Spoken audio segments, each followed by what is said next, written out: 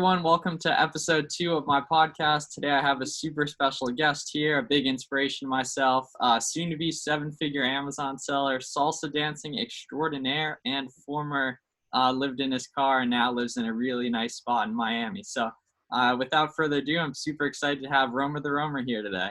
How you doing? What's going on, Miles? It's a pleasure to be on your show. Yeah, very excited. And this is one of the main guys who inspired me to start, making content, documenting stuff. It's definitely been a big inspiration and is helping. You've done a great job, by the way, dude. You're taking off. You are just like, you're an animal, the content. Doing what I can for sure. Yeah, Avery. So for those of you who don't know, if you want to give us just a little 2 or 3 minute background on how everything got started business-wise and anything you'd like to share.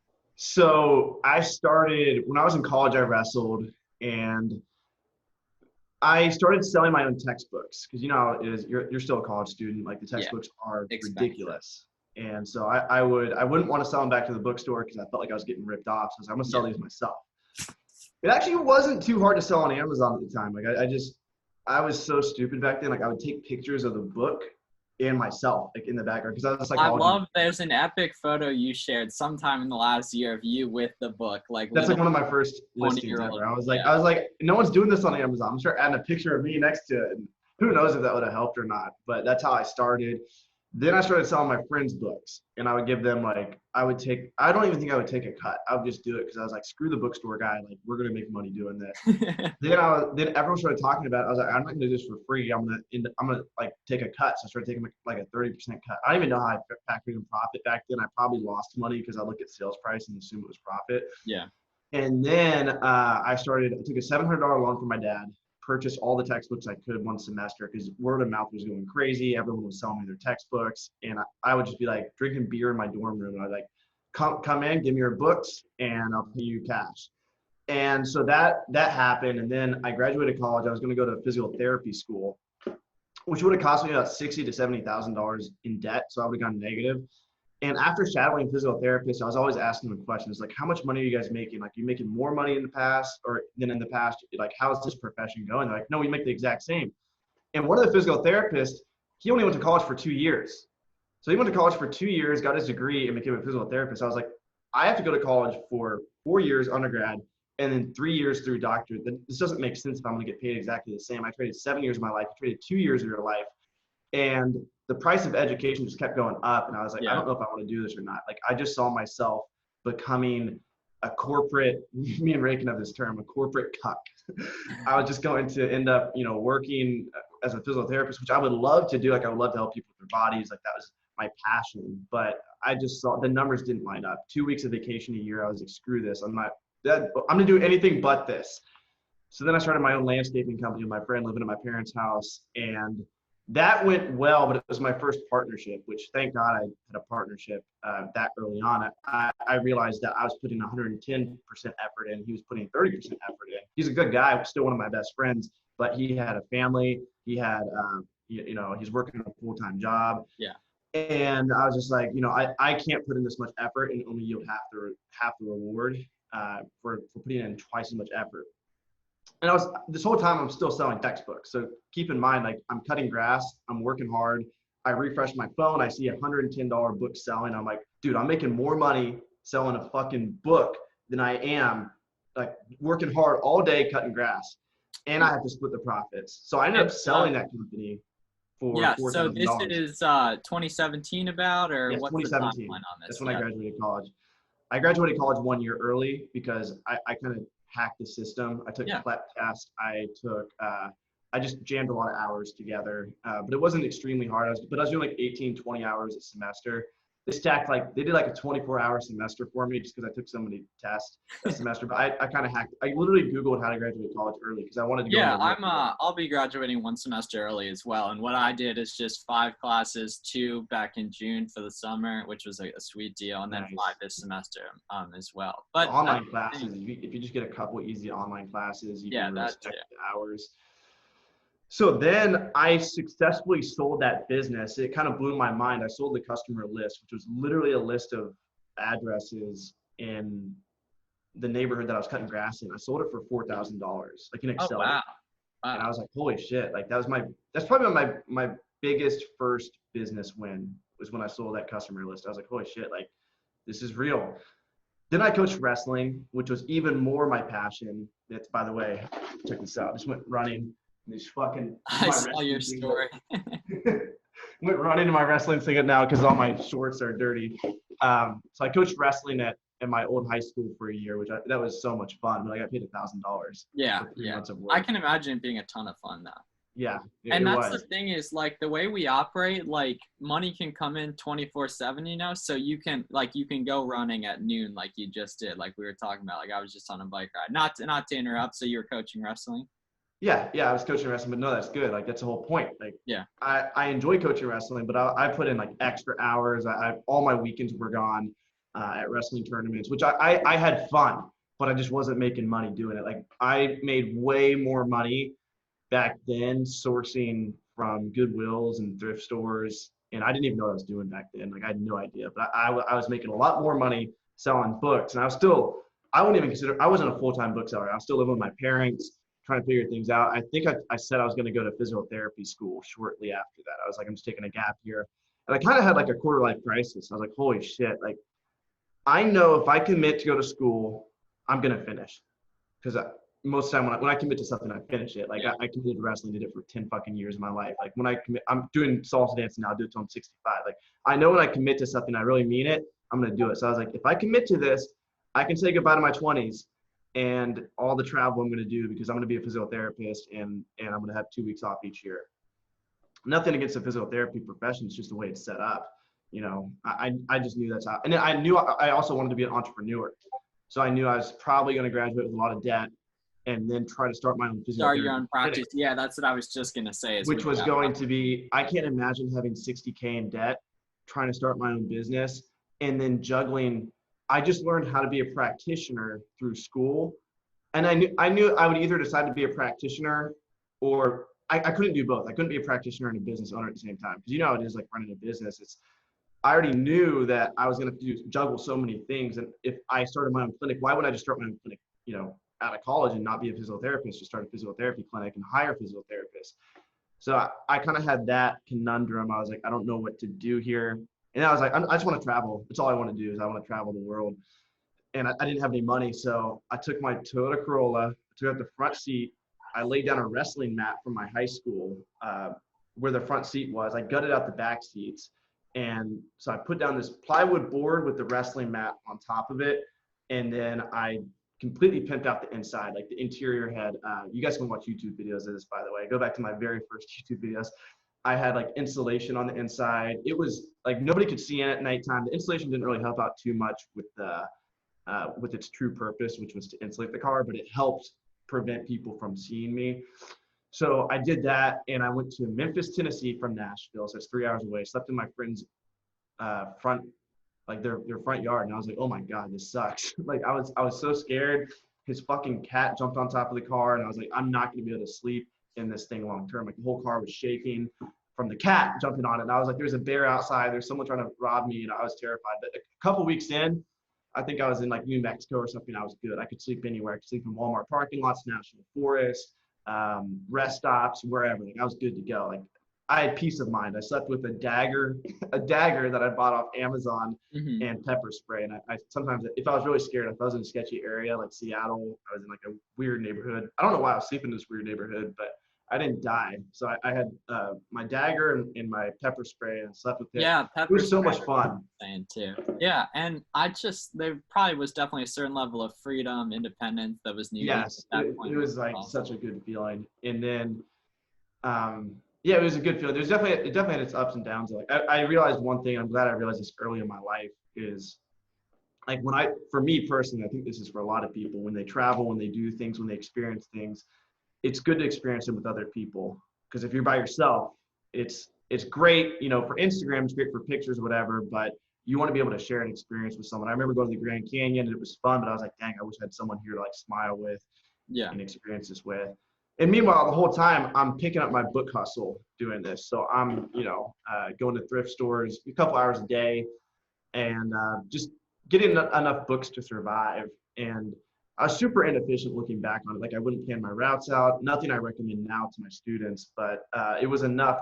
It was more than enough to pay for my food and gas for the month because those were my only expenses. And then I went to a Turn the Page conference, which is a booksellers conference. I paid $200 to go there.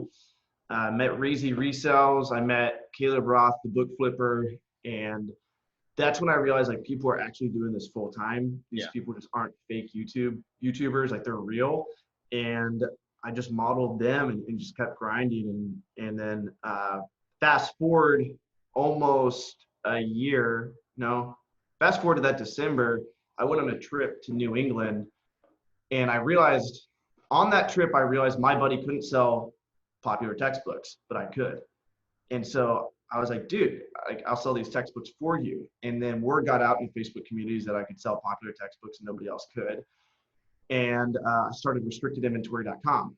Even before it was called restrictedinventory.com, months went by with this service I had where I remember it was probably July 2019 you started talking about it really. And then that's when it really blew up because I was like, holy shit, like a lot of people are sending me stuff. Then I made the website and that blew up. I did like 80K in sales in August and then 80K in September. And we were on pace for like 80 or 100K in October. And then my account got shut down. And I got restricted in textbooks. And that's when I had to get creative. I had to hire more help. That was like when a lot was going on at the time. I just moved out of my parents' house. I was living in my apartment in Nashville. Probably one of the most stressful times of my life. I talk about this. Probably the most stressful year of my life, the last 12 months, really, because I had my account shut down, just getting on my feet financially, moving out of my parents' house, and had to figure this whole thing out. So I ended up partnering with some people. So now I have multiple accounts that I list on, kept the business alive. And now I'm working on like diversifying my streams of income, other than just the super sketchy restrictedinventory.com that is bound to explode one day. It's great now. It makes me a lot of money. It was maybe in a YouTube video or an Instagram live. It was like a week ago or maybe 2 weeks. It was the first time I had really thought about it, that you were not only talking about your service, but also like refunds manager, like Scout IQ, maybe like if Amazon patches like a certain part, then those go away. You know what I mean? But I never thought about that, but it definitely opened my eyes, and it's clearly. Yeah, virtually every Amazon software, third-party software is like fixing something Amazon didn't offer us. Yeah, and it's like Scout IQ wise, I'm curious if they'll ever do something like that, because it seems like people that they would care enough, that do enough numbers for them to care about, don't they work off really specific numbers. Yeah, I think Scout IQ is safe. I think so too. And arbitrage software. Yeah, then I wouldn't see Amazon like feeling the need to put something in like that. Yeah, and even listing softwares are probably pretty safe. Yeah, Excel. Unless they make like a super efficient, because each listing software has its own things, and each listing software has like analytics they try to add to it. They bring other stuff just than like listing the items. Yeah, so that's very interesting. So you were doing the restricted books for your friend, and then you took it and started doing it to other people, and that really shows the importance of social media, that you were able to, like, that's the thing I keep trying to push, like, internet wise, like, what other business could you go from 0 to 80K just on the restricted side in 2 months or whatever, 3 months, like you did, in during summer 2019, and like not many, you know what I mean? Yeah. And another thing I'd like to bring up, it's interesting that you came across selling books organically. Like literally you just thought, I want to sell my own books. I assume a lot of people don't come into it like that. They get hit with an ad, or they come across content, whatever. And I'm the same way, finding shoes organically. But now, like I'd say probably the last 3 years now, that everyone's making content about it because they either get paid off ads for it or they sell products on the back end of the content. Now a lot more people are just finding it off that, but it's cool that you found it organically. Yeah, it is. I look back on it, I'm like, wow, a lot of people weren't doing that. And then I remember stumbling across YouTube videos, but I think I always thought they were a scam. Like I agree. This was a scammer 100%. Yeah. And I forget what I was going to say. It was a point that, one, finding it organically, but then, so what taught you that you should post on social media yourself about it, about, what you were doing? Okay. So this is interesting. Like even before Gary Vee and all that, I always posted a lot. Like you can go back and just look at my Instagram feed. Like it's embarrassing what I would post. I just post for no You were reason. just that guy that didn't care about the aesthetic, anything of your personal. Yeah, I would just post, and I was always on Snapchat. I thought I was funny. I would always post these funny. I don't use Snapchat like I used to. I know you Yeah, follow. no one really does, just because Instagram added stories, whatever. Right. Yeah, exactly. But people used to like. I remember in college, people were like, "I'm just waiting on your snap today, man." Like, because I'd always post like the weirdest stories doing Oh impressions yeah. and shit. And it was always in my blood to do that. And then I worked a pedicab job, so I was riding a pedicab. You know what a pedicab is? Like a giant tricycle with Oh, like a carriage, and were people you are in the selling back. stuff or what? You said what? Were you selling stuff out of it or delivering? No, I was just giving people Oh, rides, and they pay driving me. people around. Oh, like in the Yeah, they college pay me town like or what? $1 per block. So if I had 3 people in the back, I can make $3 a block. I'd make some Right. nights I'd make like $400 or $500. Like And was it actually you pedaling it around? yes, It was decent exercise too. yeah, it did have a motor on it though, so Okay. I could press that if I wanted to.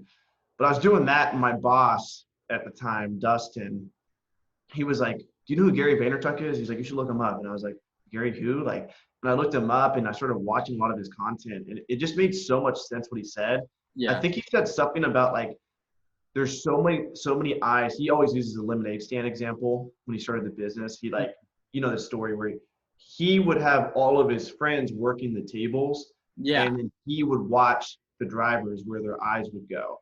And then he was like, but with social media now, like you got to realize it doesn't matter if you get 6 likes or 60 likes. There's a lot of people seeing it, and it's infinitely scalable.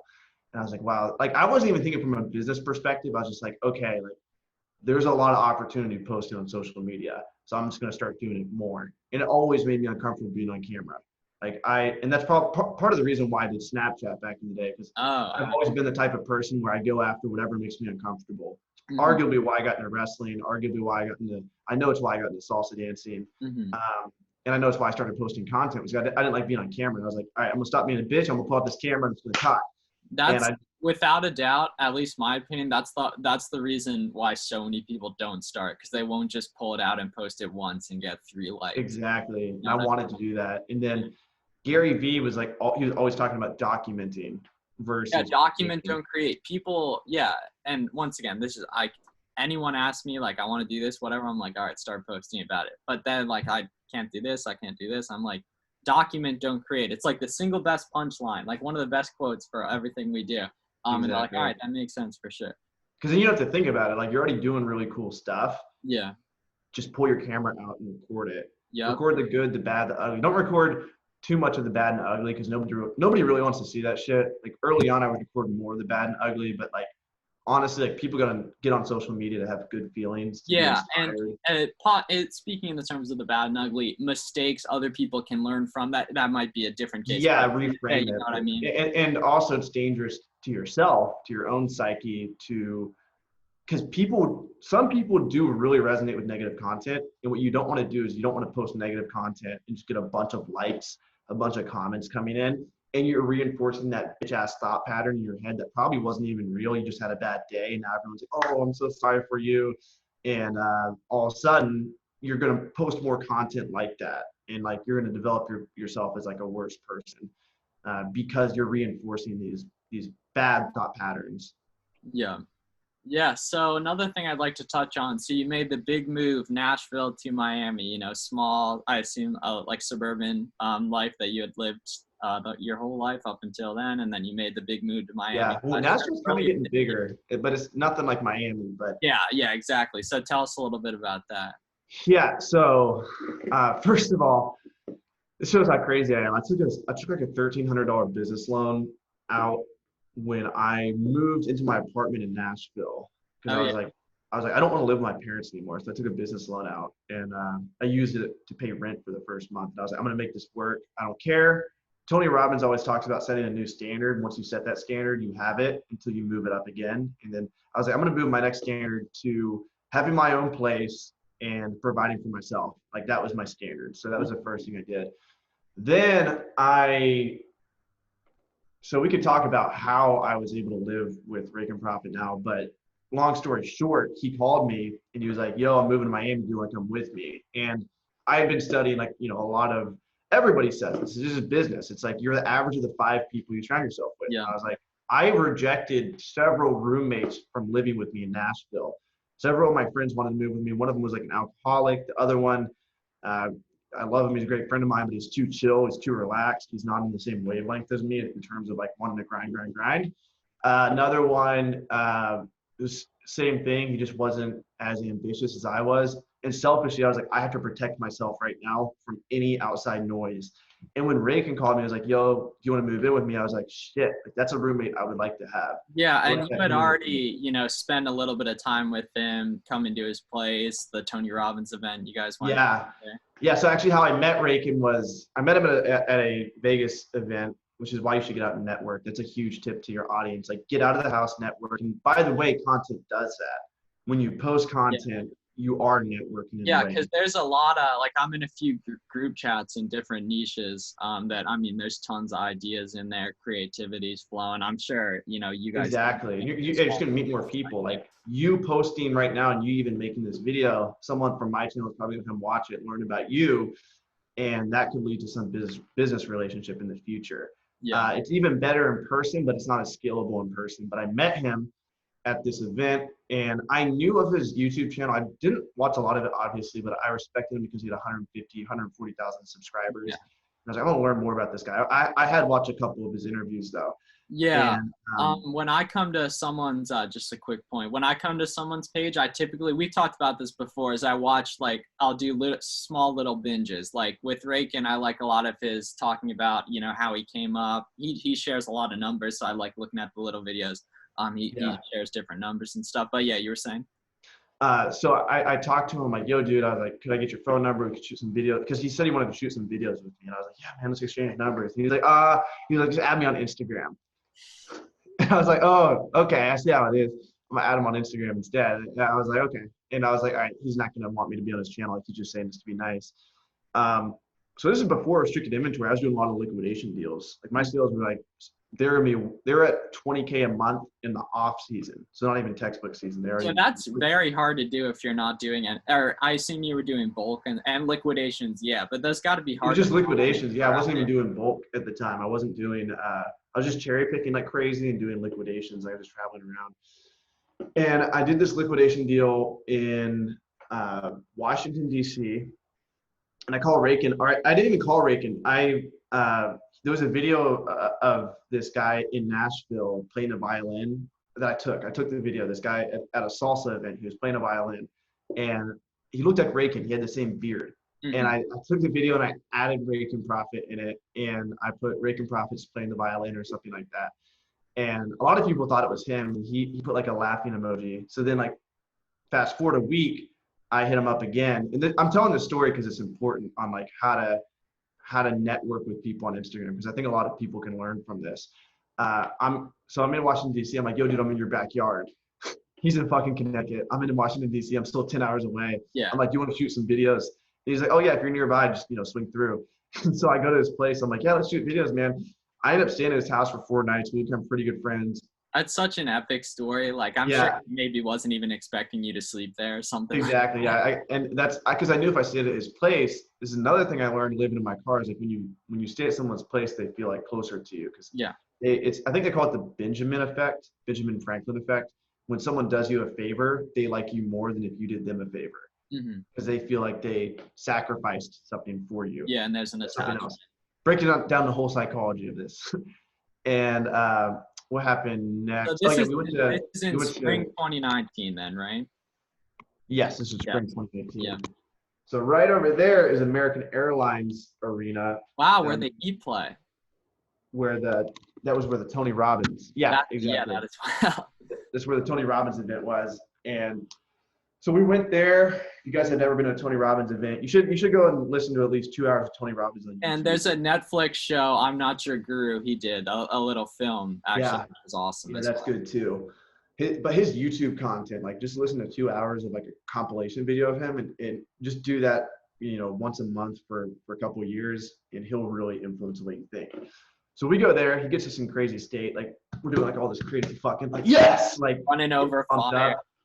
Yeah, we walked on fire, and we actually stayed in this building right here that I live in now. Really? Wow. Yeah. Yeah, I didn't know that part. yeah, so we stayed here, and we were in the hot tub together. You know how it is, like when you're with your friends and you're on vacation, like, we should move here.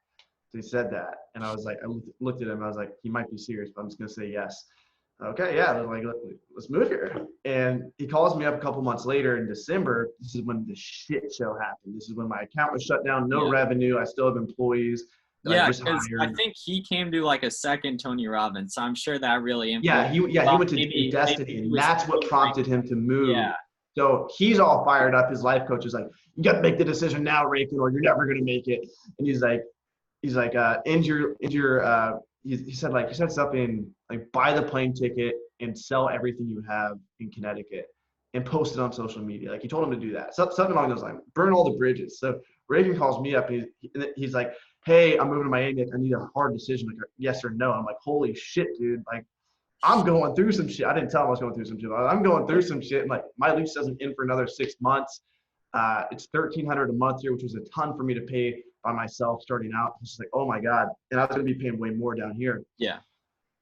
Which, by the way, I did. I had to pay both leases for a while. I had to pay the lease in Nashville because I couldn't find Really? I didn't know that. I thought it would you have cost too much to or break it. Yeah. So I was paying 2 leases. I was paying like ridiculous. I was paying like I was paying a lot each month. I was paying like $3,300 total for rent if you combine the two. And I was just like, oh my God. Like, and traveling a little, like you went to Austin, Puerto Rico and stuff. So yeah, exactly. So it was a lot, but I was just like, again, raise the standard and make it work. So I was like, I got to make this restricted inventory thing work. I have to, make sure my book business operates without me so I can scale other businesses, work on my, selling courses, teaching people how to do what I did. Like I was just looking for any revenue streams I could.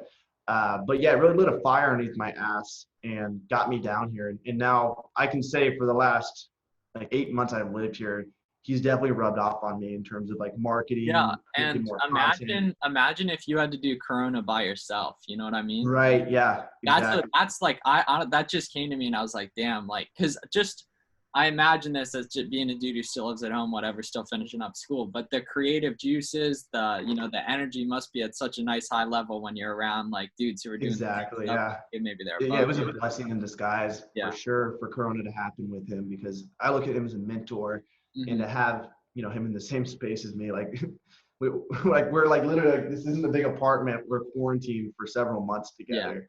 And another thing, I would have paid him hundreds of dollars for a phone call. A couple of years ago, just to pick his brain on marketing and how to grow a YouTube audience and how to do affiliate marketing. But I learned so much of that just by living with him. Yeah, and I was going to say, imagine if you were still in the landscaping business and Corona hit, like really speaking, like theoreticals and stuff, because one thing led to another, like social media, Gary Vee and everything blew up. Like I think back, like when I bought my first shoe, I had to sell stuff to get it, like in like a week's time. Like I had to go out and like sell stuff on eBay. But like, what if I didn't get that money together? You know what I mean? Yeah, definitely. And I think if I would have done the landscaping, because I posted on social media back then, just when my hair was like super long and curly. I think you liked one of the videos. Super long and curly? Interesting. Yeah, I think you liked one of the videos on Harpeth, Clean the Harpeth. I have like river cleaning Instagram page. You went back and liked one of the videos. You're like, I did. You're like young Avery or something. But even back then, you can go and watch, like, I would try and post a lot of content about landscaping. The thing about Instagram, and this is a paradox with any make money online niche, is when you document your journey, you develop a following of your competition, which is very strange. You don't develop a following of your customers necessarily, which I kind of turn my competition into my customers in a way. But it's a strange thing, because a lot of people will exponentially grow on social media, but their businesses, I'd say most of the people who are really big on social media that teach people how to make money, their social media following just blew up, but their business and the information business grows like nuts because of that. Right. Exactly. Yeah, because now they have an audience that's huge here, but their actual business is suffering because they're putting more attention here. Somebody was just documenting, packing boxes in their house, and all of a sudden a TikTok video went crazy, and they're like, holy shit, now I have all these people watching me, it feels great. And their actual book business isn't growing because they're not focusing on the systems, they're not focusing on building an audience, they're not focusing on traffic, they're not focusing on the important things they should hear. But it was so easy and scalable to do it with social media that why would you not? Why would you not focus on that? Even if some people aren't even monetizing, some people just feels good to them to have that admiration, to have that validation, whatever you want to call it, from the likes, from the follows, from the comments. So I think it's a paradox with what's going on right now.